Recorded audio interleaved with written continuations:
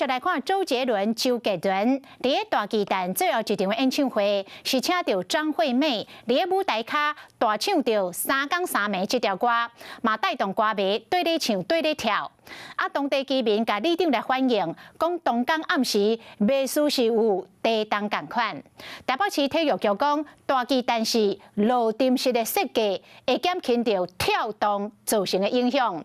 讲目前也未接到相关的检举，未来会请万雄甲主办单位加强注意。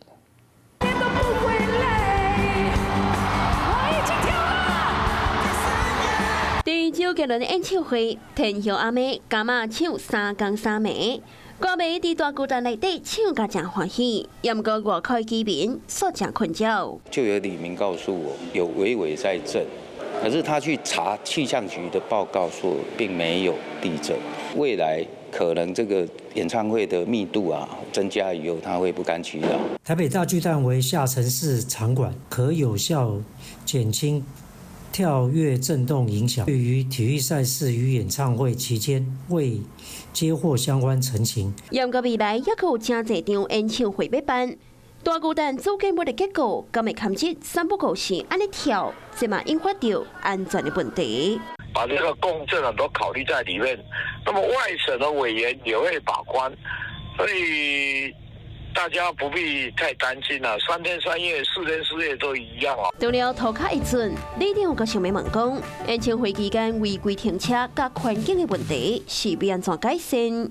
我跟他们呼吁多少交通问题、烟害问题、环境问题，他处理了什么？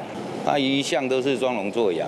那环保局本来就已经有在做这样子的取缔，那我们卫生局对于就是烟害稽查这一块的部分，也会增加就是稽查的一个次数。不管市府为了大巨蛋牺牲里面的环境，针对附近交通乱象。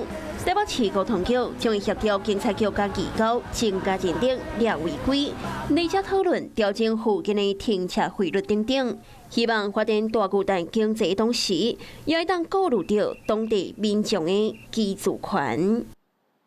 Hello， 我是主播王韵竹。想要抢先掌握最及时的新闻资讯吗？赶快订阅、按赞、开启小铃铛，随时锁定华视新闻 YouTube 频道。